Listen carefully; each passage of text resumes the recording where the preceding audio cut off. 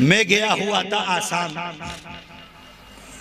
ابھی 8-10 دن کا میرا پروگرام تھا آسام میں۔ وہاں گورنمنٹ نے سارے مدرسوں کو بند کر دیا۔ کون سے مدرسے؟ کون سے مدرسے؟ سرکاری مدرسے۔ اور یاد رکھنا بہار والوں، کچھ دن کے بعد وہ وقت آئے گا کہ تمہارے یہاں بھی سرکاری مدرسے اسی طریقے سے بند ہوں گے جیسے آسام میں بند کر دیے گئے۔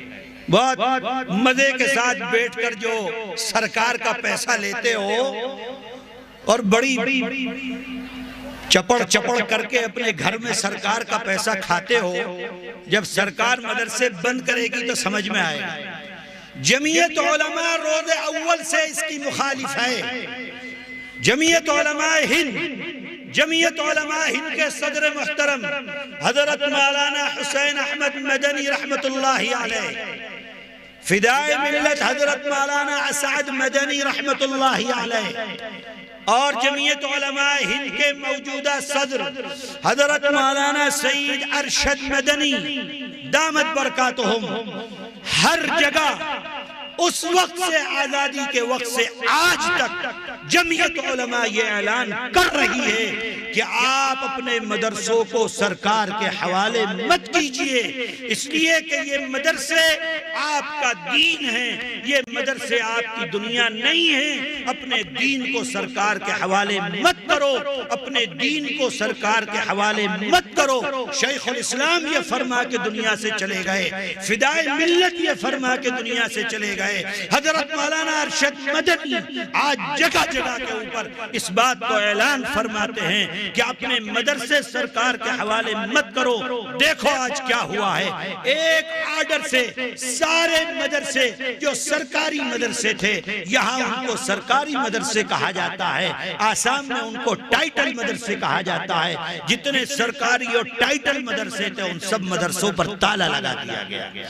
اب کون سے مدرسے کام کر رہے ہیں؟ جو آپ کے پیسوں سے چلتے ہیں، آپ کے چندے سے چلتے ہیں، جن کا خرچہ آپ اٹھاتے ہو، جن کا دانا اور پانی آپ کرتے ہو، یہی مدرسے دین کی خدمت کر رہے ہیں۔ یہی مدرسے پہلے بھی دین کی خدمت کر رہے تھے، یہی مدرسے آج بھی دین کی خدمت کر رہے ہیں، اور یہی مدرسے انشاءاللہ قیامت تک دین کی خدمت کرتے رہیں گے۔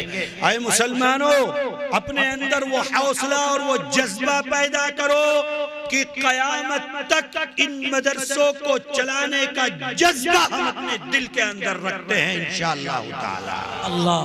اگر ہم کو بھوکا سونا پڑے، ہم اس کے لیے تیار ہیں کہ ہم بھوکا سوئیں گے، لیکن اپنے مدرسوں کو چلائیں گے، اپنے مدرسوں کو زندہ رکھیں گے، اپنے مدرسوں کو، اپنے بچوں کو بھی تعلیم دیں گے، اور مدرسے کی جو ضرورت ہوگی اس ضرورت کو بھی پورا کریں گے۔ اس لیے کہ یہی مدرسے ہیں جو دین کی حفاظت کر رہے ہیں، یہی مدرسے ہیں جو قرآن کی حفاظت کر رہے ہیں، یہی مدرسے ہیں جو حدیث کی حفاظت کر رہے ہیں، یہی مدرسے ہیں جو اللہ کے نبی کی شریعت کی حفاظت کر رہے ہیں۔ آپ تک دین پہنچ رہا ہے، انہی مدرسوں کی دین ہے۔ آپ کے بچے قرآن پڑھ رہے ہیں، انہی مدرسوں کی دین ہے۔ آپ تک قرآن کریم کی تعلیم پہنچ رہی ہے، انہی مدرسوں کی دین ہے۔ اللہ کے نبی کی حدیث کو آپ سن رہے ہیں، انہی مدرسوں کی دین ہے۔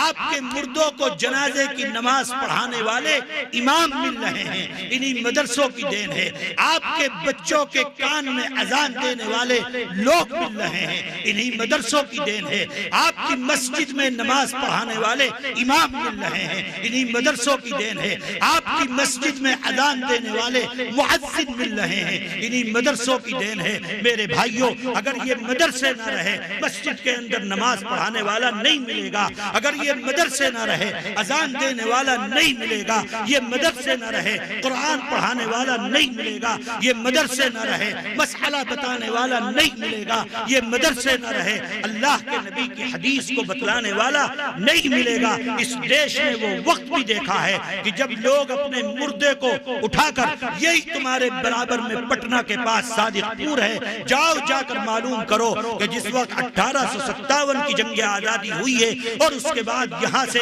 قتل عام کیا گیا مسلمانوں کا، قتل عام کیا گیا علماء کا، قتل عام کیا گیا داڑھی اور ٹوپی والوں کا، اور اس طریقے سے قتل عام ہوا ہے مسلمانوں کا، ایمان والوں کا اور داڑھی ٹوپی والوں کا اور علماء کا، کہ نماز جنازہ پڑھانے والے لوگ نہیں ملا کرتے تھے۔ لوگ اپنے مردوں کو کندھوں کے اوپر لے کر اس گاؤں جا رہے ہیں، وہاں معلوم ہوتا تھا کہ 12 علماء تھے، اس گاؤں میں پہنچے معلوم ہوا سب کو پھانسی دے دی گئی۔ دوسرے گاؤں میں معلوم تھا کہ 9 آدمی وہاں پر عالم تھے، اس گاؤں میں پہنچے، وہاں معلوم ہوا کہ سب کو پھانسی دے دی گئی۔ کہیں کوئی نماز جنازہ پڑھانے والا نہیں ملتا تھا۔ جب مردے کے اندر سے بدبو آنے لگتی تو بغیر نماز جنازہ کے مردے کو دفن کر دیا جاتا۔ دلی کے چاندنی چوک سے لے کر پاکستان کے قصہ خانی بازار تک کوئی درخت ایسا نہیں تھا جس درخت کے اوپر کسی مولوی کی گردن نہ لٹک رہی ہو۔ میرے بھائیوں، علماء نے شہادتیں دی ہیں، علماء نے قربانیاں دی ہیں، مسلمانوں نے قربانیاں دی ہیں، اپنی جانوں کے علماء اپنا ایمان بیچ لیتے، بڑی بڑی سلطنتیں حاصل کر سکتے تھے، بڑی بڑی زمینیں حاصل کر سکتے تھے، لیکن پھر ایمان اس دیش کے اندر نہ بچتا۔ ان لوگوں نے مدرسے کو قائم کیا۔ اس صورتحال کے بعد 1857 کی جنگ آزادی کے 9 سال کے بعد دیوبند میں دارالعلوم دیوبند کو قائم کیا گیا۔ کیوں؟ تاکہ قرآن پڑھانے والے پیدا کیے جائیں، مسئلے بتانے والے پیدا کیے جائیں، نماز پڑھانے والے پیدا کیے جائیں، اذان دینے والے پیدا کیے جائیں، اور میرے بھائیوں نماز جنازہ پڑھانے والے پیدا کیے جائیں، بچوں کے کان میں اذان دینے والے پیدا کیے جائیں، انگریزوں سے لڑنے والے پیدا کیے جائیں، اپنی گردن کو دیش کے لیے کٹانے والے پیدا کیے جائیں، اپنے خون کو دیش کے لیے بہانے والے پیدا کیے جائیں، اپنی عزت کو دیش کے لیے مٹانے والے پیدا کیے جائیں۔ اس لیے دارالعلوم دیوبند کو قائم کیا گیا۔